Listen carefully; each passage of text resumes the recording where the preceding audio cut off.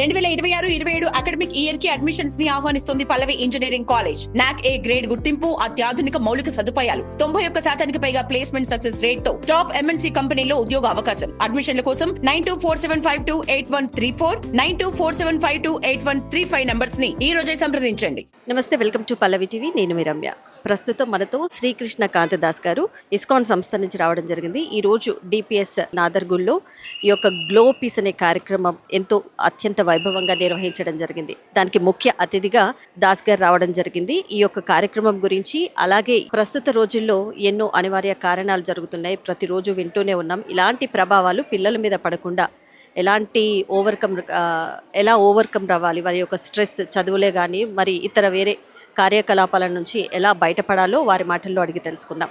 అలాగే దైవత్వాన్ని ఎలా పెంపొందించుకోవాలో స్టూడెంట్స్లో వారి మాటల్లో అడిగి తెలుసుకుందాం. నమస్తే గురుజీ. మొట్టమొదటిగా డిపిఎస్ స్కూల్ మరియు పల్లవి విద్యా సంస్థలు వారందరూ కూడా ఒక గొప్ప కార్యక్రమం గ్లో పీస్ అనేది నిర్వహిస్తూ ఉన్నారు. దాన్ని చూసినప్పుడు నాకు ఎంతో ఆనందంగా అనిపించింది. పిల్లలు ఫార్మేషన్స్ ఒక హంసలో పావురమో హంసలాగా ఇచ్చేయడము, పైన అంతా కూడా స్వేచ్ఛగా ఎగురుతున్న పక్షులు, ఇవి అంతా చూసి నిజమే మనకిప్పుడు ప్రస్తుతము ఎంత అవసరము ఈ శాంతి అనేది, శాంతి ప్రకాశము. నా ఉద్దేశంలో గ్లో పీస్ అంటే అదే అనుకుంటాను, శాంతి ప్రకాశము ఈ ప్రపంచానికి అందించడానికి కొమరయ్య గారు, పల్లవి మేడం వీరందరూ కూడా గొప్ప ఇనిషియేటివ్ తీసుకొని ఈ కార్యక్రమాల్ని నిర్వహిస్తూ ఉన్నారు. ఇక పోతే విద్యార్థులలో ప్రస్తుత కాల పరిస్థితులు, ఒక పక్క యుద్ధాలు జరుగుతున్నాయి, రెండో పక్క ప్రకృతి వనరులు తగ్గిపోతున్నాయి, మూడోది ముఖ్యంగా ఎవ్వరికీ కూడా శాంతి లేకుండా ఉన్నారు. ఒకరని కాదు, ఇంతకు ముందు కాలంలో ఒక 20-30 సంవత్సరాల క్రితము చూస్తే మెంటల్లీ అప్సెట్ లేకుంటే మానసికంగా వికలాంగత్వం కలిగిన వాళ్ళు చాలా తక్కువ మంది ఉండేవారు. కానీ ఈ కాలంలో చూస్తుంటే చిన్న పిల్లల దగ్గర నుంచి 3 ఏళ్ల పిల్లలకి నుంచి 90 ఏళ్ల వృద్ధుల వరకు ప్రతి ఒక్కరూ కూడా శాంతి లేకుండా ఏదో బాధల్లోనూ వాటిలోనూ ఉంటున్నట్టుగా కూడా కనిపిస్తున్నారు. అసలు నిజానికి దీనికి అంతటికీ కారణము ఏమిటి, దానికి వచ్చే పరిష్కారం ఏమిటి అని మనం ఆలోచిస్తే మనకి మన శాస్త్రాల్లో వీటి గురించి ఎంతో బాగా చెప్పబడింది. ముఖ్యంగా భగవద్గీత వంటి గ్రంథాలలో భగవద్గీతని మనం ఒక హిందూ సంస్థకి చెందినది అనుకోకుండా దాన్ని చూసుకుంటే నిజానికి భగవద్గీత ప్రపంచంలో శాంతిని స్థాపించడానికి కావలసిన విషయాలను అందులో ఎంతో స్పష్టంగా చెప్తూ ఉంటుంది. అందులో ముఖ్యంగా వారు చెప్పేది ఏమిటి అంటే, ఈ శాంతి లేకపోవడానికి కారణము 3. ఒకటి మనకి ఈర్ష్య, ద్వేషము, కోరికలు, ఎడతెగని కోరికలు కలిగి ఉండడము.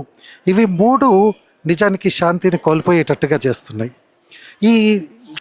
ఈ కాలంలో మనము ముఖ్యంగా విద్యార్థులు వాళ్ళ నుంచే మనము శాంతిని మళ్ళీ ప్రపంచంలో నిలబెట్టగలుగుతాం. వాళ్ళకి మనము నేర్పించాలి. ఏం నేర్పించాలి అంటే, కోరికలు, ఎన్ని కోరికలు ఉండాలి, అసలు ఆ కోరికలను ఎక్కడ అదుపు చేసుకోవాలి అనేది ముఖ్యమైన విషయం. మనం ఈ కాలంలో సినిమాలు కానివ్వండి, టీవీల్లో కానివ్వండి, వేరే విషయాల్లో కూడా అనకూడదు, కానీ కొన్ని రకాలుగా మన విద్యా వ్యవస్థలో కూడా ఆ ఇంద్రియ నిగ్రహాన్ని పెంపొందించేది కానీ, లేకుంటే మనకంటే పైన ఉండే సుప్రీం అంటే శక్తివంతుడైన ఆ భగవంతుడి మీద ఆధారపడే విషయాలను గురించి కానీ ఎక్కడ కూడా బోధించట్లేదు. అవి బోధించకపోవడం వల్ల మనమందరము, ముఖ్యంగా పిల్లలు ఏమనుకుంటున్నారు అంటే, నాకు కావాల్సింది పొందడము మాత్రమే నేను చేయాలి, అదే విజయము అనుకుంటున్నారు. నిజానికి కావాల్సింది పొందడం కాదు విజయము. నిజానికి మన యొక్క మనస్సుని అదుపు పెట్టుకోవడము, మన కోరికలు, మనలో కలిగే ఈర్ష్య ద్వేషాలను అదుపు చేసుకొని నలుగురికి సహకరించేటట్టుగా ప్రవర్తింప చెయ్యడమే మన మనసులో శాంతికి, మానసిక శాంతికి, ప్రపంచ శాంతికి దోహదపడుతూ ఉంటుంది. అంటే దీనికి కావాల్సింది మరొకటి ఏమిటి అంటే దైవానుగ్రహము. ఆ దైవానుగ్రహానికి రోజు పొద్దున ఏదో కొన్ని అలవాట్లు ఉండాలి. పూర్వకాలంలో లాగా ధ్యానం చేయడము, భగవంతుడికి స్తోత్రాలు చేయడం లాంటివి, ధ్యానం చేయడం లాంటివి, ఇటువంటివి అంతా కూడా పిల్లలలో నేర్పిస్తూ ఉంటే వాళ్ళు తప్పకుండా తమ యొక్క ఇంద్రియాలను అదుపు చేయగలుగుతారు. అంటే తద్వారా వారి కోరికలను తగ్గించుకోగలుగుతారు, లేక నిజమైన కోరిక ఏమిటి, పనికిరాని కోరిక ఏమిటి అన్నది వాళ్ళు నిశ్చయించుకోగలుగుతారు. దీంతోపాటు భగవద్గీతలో చెప్పబడిన జ్ఞానము కానివ్వండి, దైవీపరమైన జ్ఞానం కానివ్వండి, ఎప్పుడైతే మనం పెంపొందిస్తామో వాళ్ళు శాంతిగా ఉంటారు. వాళ్ళు శాంతిగా ఉండడం వల్ల రేపు ప్రపంచమంతా కూడా శాంతిని పొందుతుంది. హరే కృష్ణ.